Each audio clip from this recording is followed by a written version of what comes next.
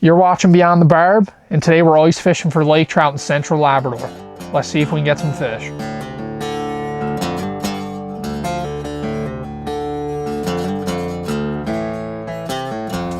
Don't leave. Okay, he's there. See if he'll pick it up still. Nope. What if I just creep it? I think there's two. I think there's two of them. Hold on.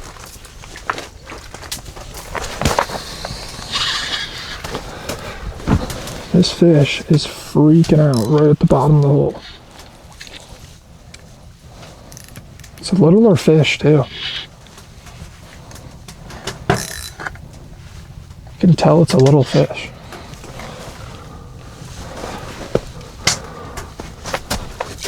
Yeah, just a smaller laker again. I'd say probably like 24 inches. Oh, maybe only like 22. Get him unhooked right quick. Quick picture then. Not a bad one. Not a bad one.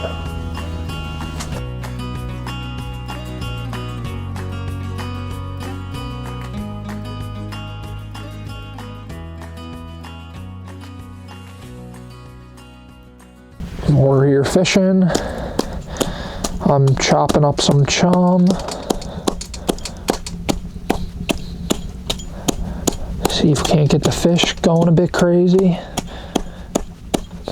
I was actually setting up my third rod so I could set a tip up outside. No, we got a fish on right now though. Oh, don't hit, don't hit, don't hit.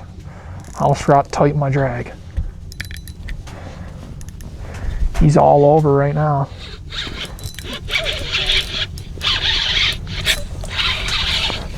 Make sure my drag is all right. There we go. There we go. That's what we've been waiting for. Pretty slow. Well, I can't really say morning. We got here later than we thought. Skidoo got stuck a couple times. We only got the small skidoo today. Pulling a big load and two people. But we're still getting it done. You get big head shakes. We've had a big temperature difference too in the past 2 days, and that sometimes can make the fish more lethargic, not as aggressive, but this one definitely was aggressive. He's burping. I don't know if you guys can see that. He's burping down there and everything. I want him to run, get all his runs out that he needs to. Can hear the food cooking too. Best of both worlds right now. Want to pop my rod off the bottom of the ice. That smelt all over my line right now.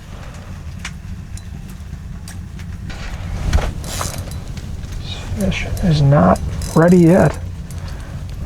I think I'm gonna bring him up there though by hand from there. Not a bad one. Definitely bigger than the last guy. I'm gonna put the glove on.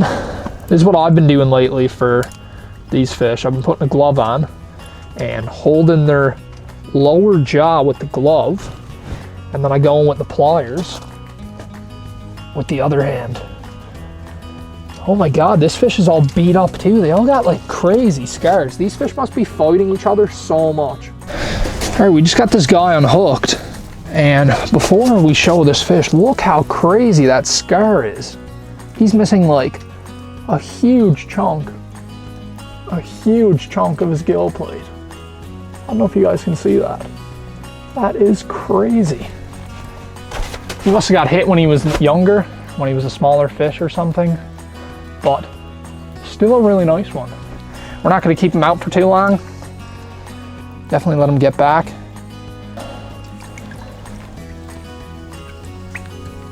There he goes. And he's gone. Another one back in the drink. Hooked up on a pike. The fight was over so quickly on this fish that like didn't even get to film it. By the time the camera was turned on, he was already like up at the hole. Definitely wearing the gloves for this fish. And there we go. He might actually unhook easier than both the lake trout.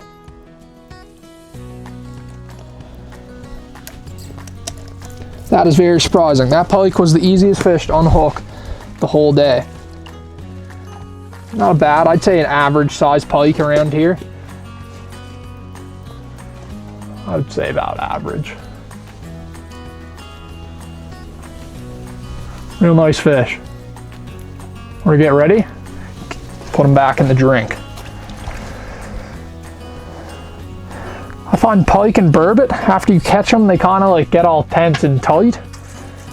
So you got to give them a little bit, and then once they realize, you know, I'm back in the water, they kind of relax. Like, see, he's kind of curled up to the side. His gills are flared all the way open. I don't know if you guys can see that. He'll flare his gills all the way. Now look, now he's starting to relax. Not really.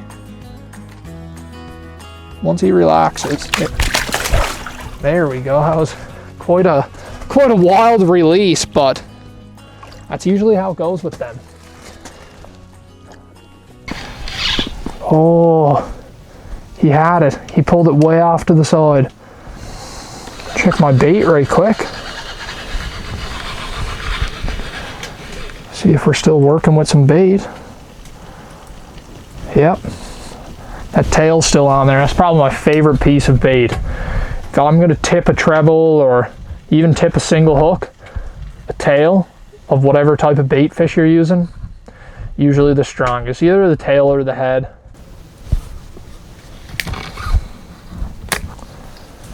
Nothing now. God, these fish are picky today. Even picked up fresh bait for them and everything. Now, I did chum the water, so they could be down there eating all the little pieces off the bottom. That's one downside of chumming, is that if you cut it up in chunks that they can actually pick up, sometimes the fish will just eat pieces off the bottom instead of eating your hook. But if it's an aggressive fish, it'll always go for the bigger meal first. Okay, we got something coming now. Pounding bottom, making it look like a... Okay, 2 fish. 2 considerable size marks down there right now. I don't know what they're doing. They're showing almost... Oh, not this guy. This guy's definitely showing interest. Oh, just plucked the tail of my hook. Might be a lake trout. If he's chasing me up like that, that makes me think lake trout. Let's see if he wants to do that again.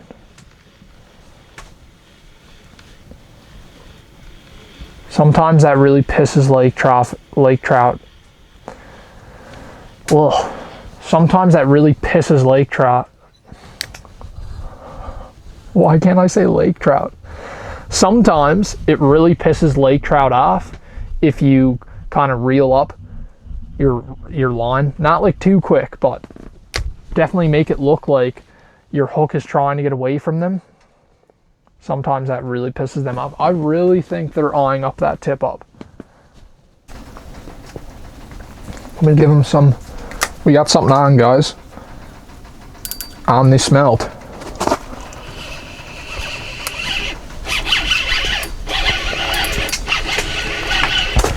Not sure what this is going to be.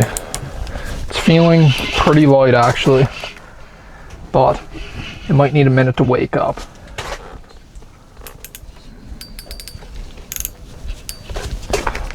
I think we got a burbot. Oh, we do got a burbot. This is what we wanted. We got a burbot the past 2 times I went out ice fishing. I really wanted, I don't even need a glove for this. One cool thing, guys, about burbot is you can just put your hand right in their mouth. It's like sandpaper. They don't have any actual like teeth, like big teeth. Their teeth is all just like sandpaper. He loved that smell. I was actually in this hole trying to get some water, and as soon as I finished collecting the water to drink it, he set this off. One thing about burbot too, they move so weird, they always come up the hole backwards. Like always. Pretty much every burbot I've caught comes up the hole backwards. See if he'll open his mouth. I'm gonna hook him. I don't want to get caught. All right, we got this burbot. I'm actually gonna keep this guy to eat, but a couple fun facts about burbot. I don't know if you guys can see, he got this dangly thing on his chin. Whisker, almost like a codfish. This is what helps him feel around. His eyesight's really bad. I don't know if you guys can see how cloudy his eyes are. He does not have good eyesight. So that helps him feel around at night, helps him sense things, sense if there's anything on the bottom, stuff like that. They got a tail just like an eel. Burbot's a really crazy looking fish. And like I said, they barely have any teeth. You can hold them like this and you won't cut your hand up. It's more like a sandpaper almost, like pretty easy fish, just pick up and hold. We're gonna keep this guy, so I'm actually gonna bleed him and throw him outside in the cold, but we're gonna set the tip up and get back at it. He's all over this right now. Maybe the chum got him going. He's all over this right now.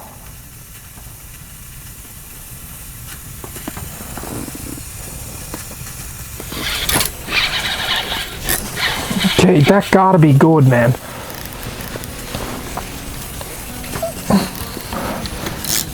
Definitely a fish that wants to run a bit more.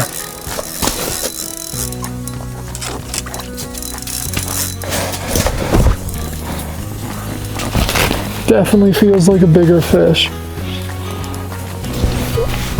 I had to check my tip up to make sure he's not getting tangled in it. Oh, he's coming up now though.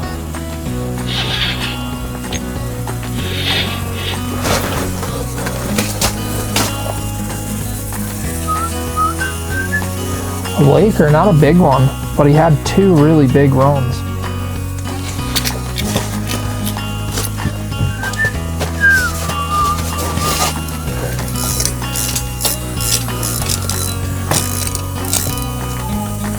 That actually wouldn't even surprise me.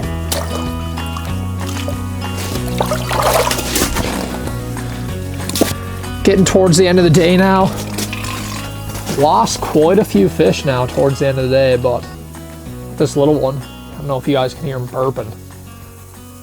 Nice fish. Nice fish.